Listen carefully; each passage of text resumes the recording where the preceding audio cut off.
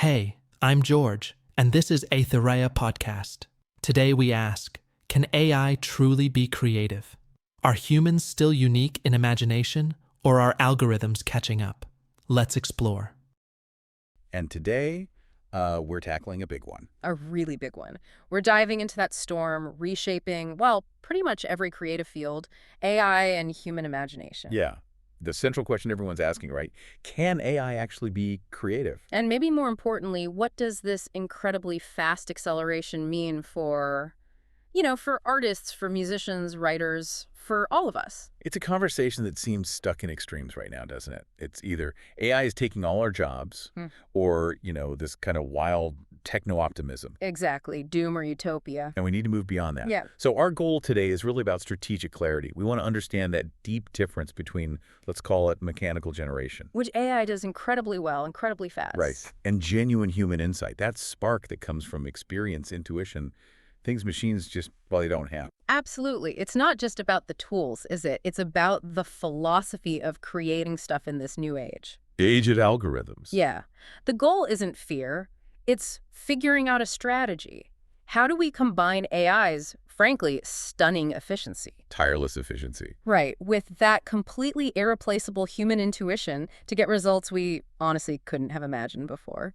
Okay, so let's jump right in. Where are we now? Because the capabilities have just exploded, even in the last year or so. Yeah, the first thing we just have to put on the table is how quickly AI has nailed the technical side of creation. Oh, definitely.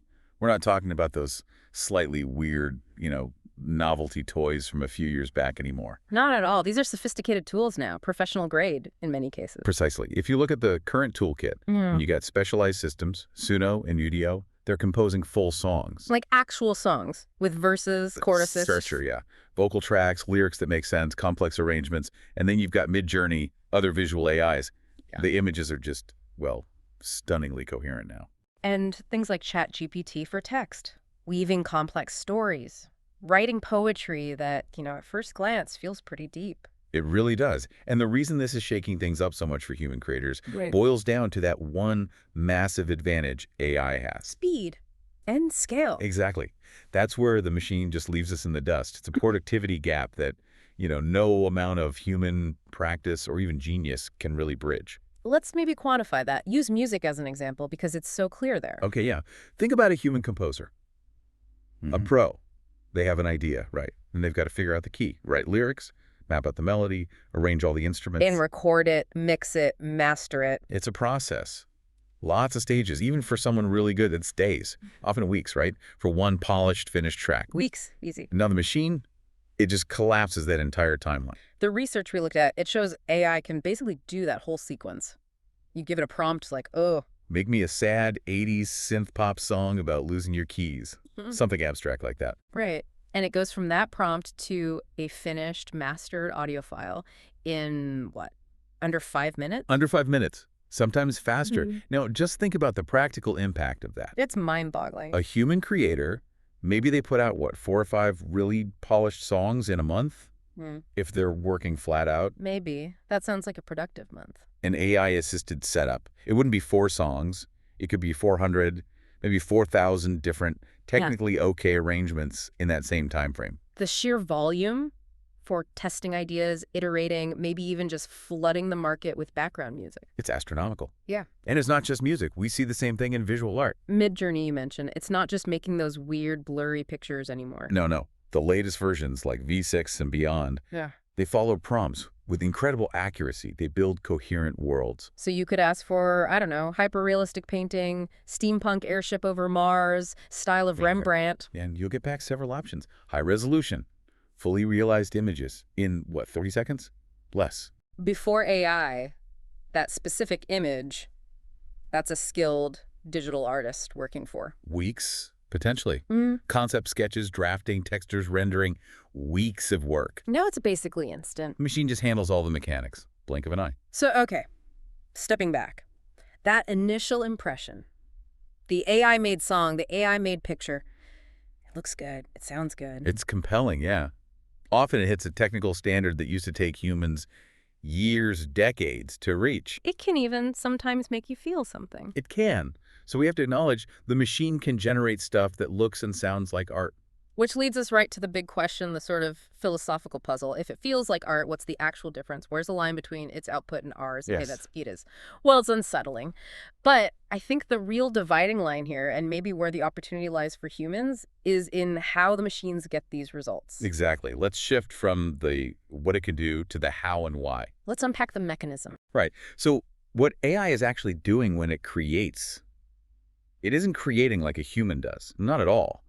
It's doing incredibly sophisticated pattern recognition. It's learned from everything. Pretty much the entirety of digitized human culture. Music, books, paintings, photos, films.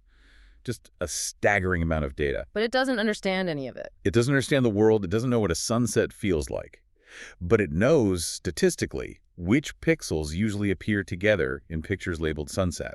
It understands the mathematical relationships between all the data points it's seen. Okay, so when it writes a song about, say, heartbreak. It hasn't had its heart broken. Right. It's just analyzed every song, tagged heartbreak, looked at the common chord progressions, the tempos, the minor keys, the typical words used in the lyrics. And it generates a new combination of those elements that is statistically likely to resemble heartbreak. It's a perfect mathematical imitation. Based purely on patterns in the data. And that's the core limitation right there, that imitation. It lacks intuition.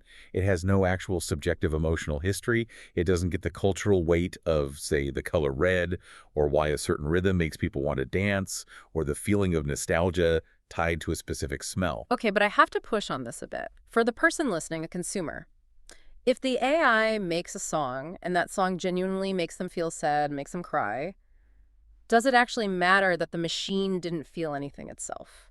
That is the really sticky question, isn't it? If the imitation is perfect, is it functionally the same as creativity? It's a great question, and maybe the answer is it doesn't matter enough yet. But we argue the wellspring is different. Think of it like this.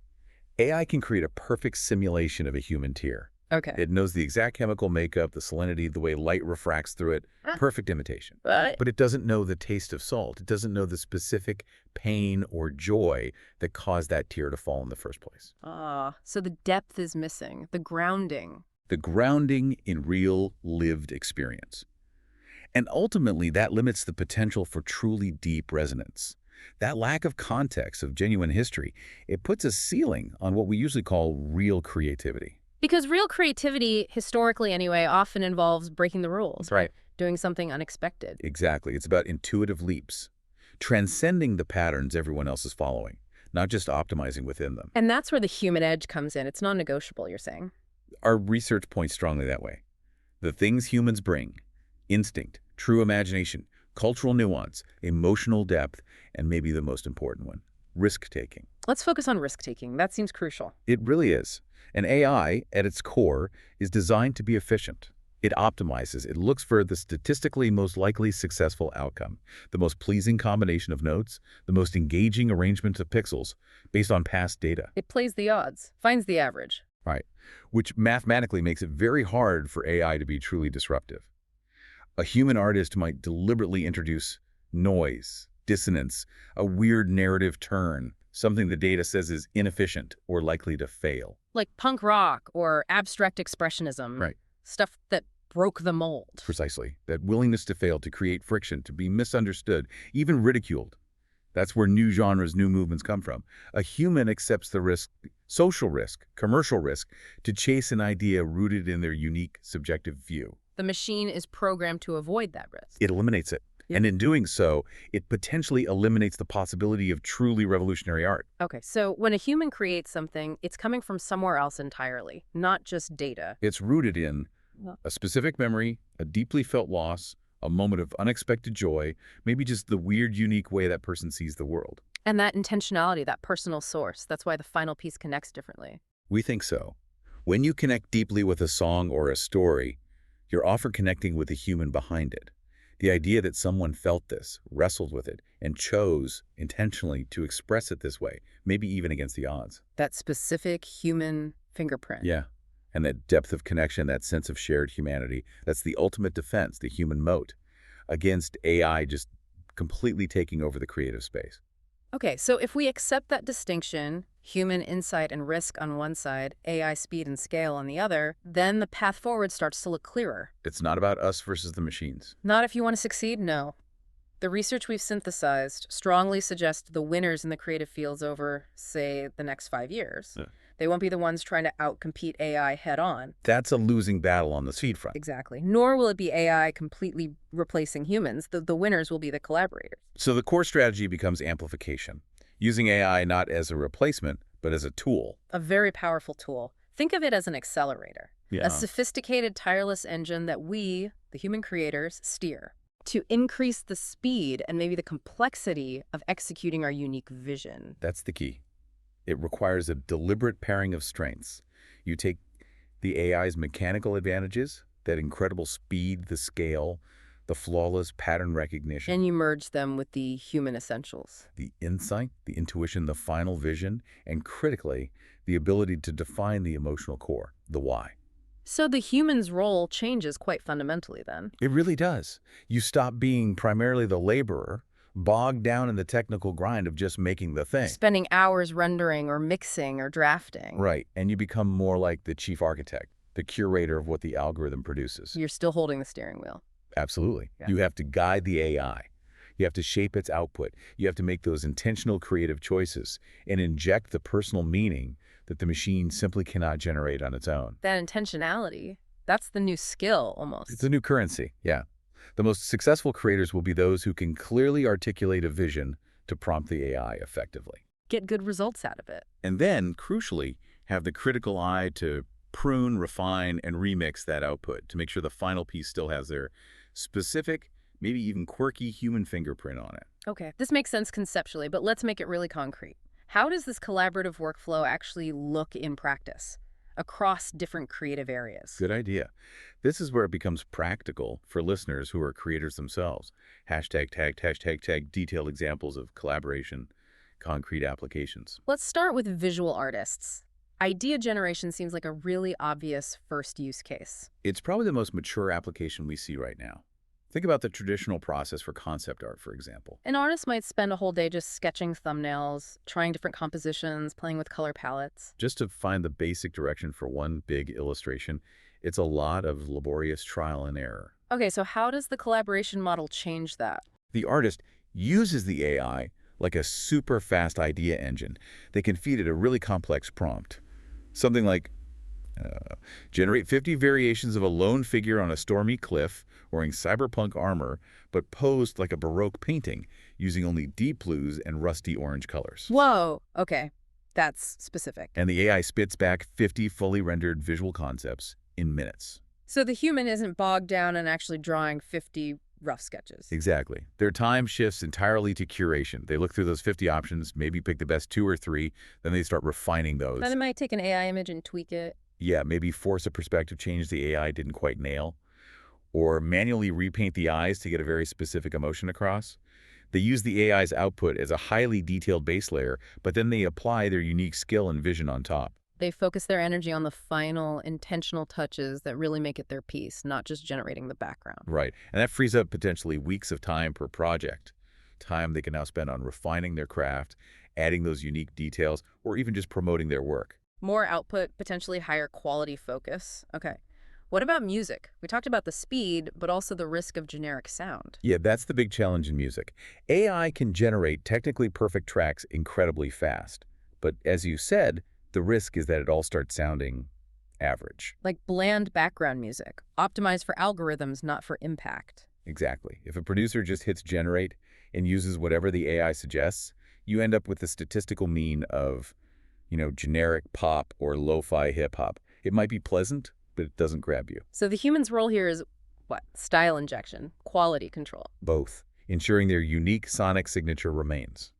So a producer might use AI for grunt work, like generating hundreds of different drum fills or bass line variations or synth textures really quickly. Trying out tons of options in minutes instead of hours. Right. But then the crucial step is layering their distinct elements over that AI-generated foundation. Maybe it's laying down a really raw, emotional human vocal track that the AI could never simulate. Or programming a complex, slightly off-kilter drum beat that feels uniquely them. Or adding a guitar solo with unusual phrasing. Things the AI Optimizing for predictability might even flag as errors or statistically inefficient. The human provides the intentional flaws, the personality. Precisely. They use the machine for speed and technical polish on the underlying structure, but they deliberately inject the quirks, the unique tones, the genre-bending risks that define their sound. So you get high volume, technically solid output, but it's still anchored by a clear, human-driven style. That's the goal.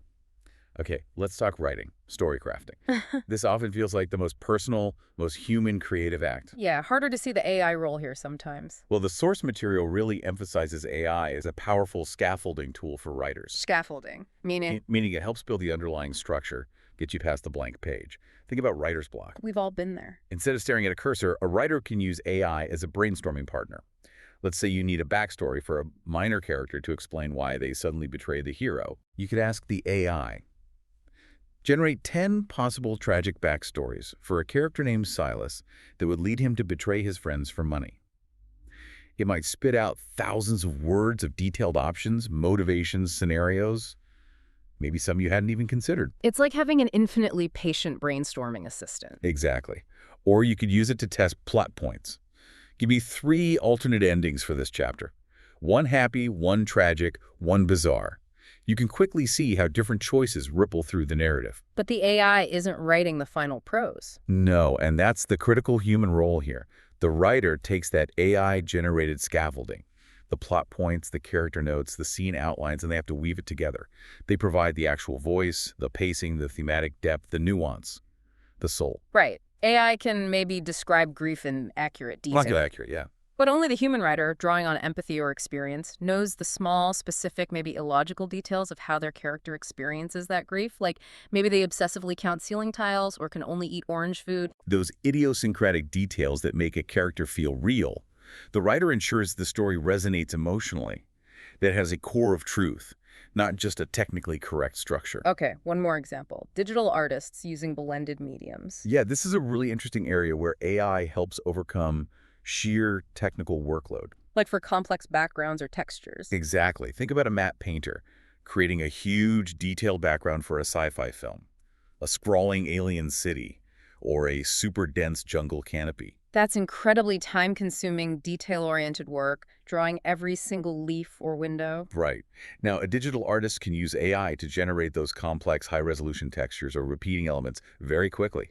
Need 1,000 variations of realistic-looking chainmail or intricate alien foliage.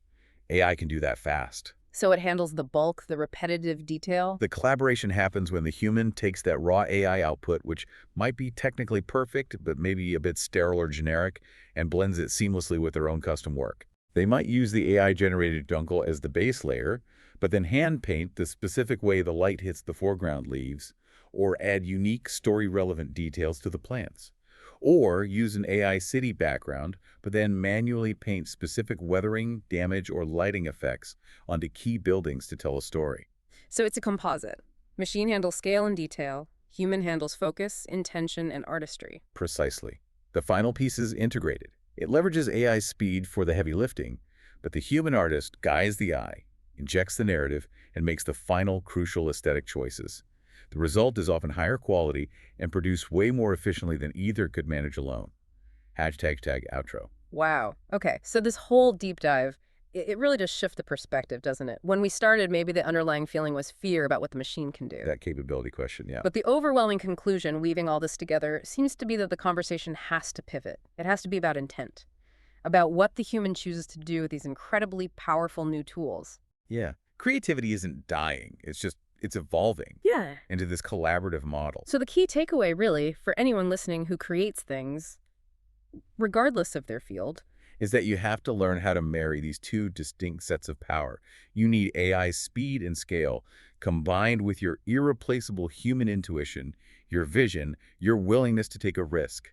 that combination seems like the only real path forward if you want to make work that's not just churned out, but actually innovative, high quality. And deeply emotionally resonant. That still feels human. It almost redefines what expertise means in a creative field. Maybe it's less about the painstaking manual execution Less about the hours spent rendering pixels or mixing tracks. and more about the ability to guide, to shape, to curate the machine's output with real focused intentionality. I think that's exactly right. And if we connect that to the bigger picture, Yeah. the future of art, music, storytelling, it's going to be shaped by humans who step up from being laborers to being, well, chief architects of creativity. Guiding the AI, shaping the output, making those intentional choices every step of the way. Which brings us to our final thought, something for you, the listener, to chew on. As creators become less burdened by the pure mechanics of generation, Spending less time on the how. and more time focused on the why, on the curation, on the vision, will the way we measure art itself start to shift? Will we stop asking, primarily, who made it? And start asking instead, how intentionally, how uniquely, how artfully was this final thing guided by a singular human vision, even if AI did some heavy lifting? You're no longer just the artist in the traditional sense. You are now the curator of algorithmic potential. So go out there Hmm. and start guiding.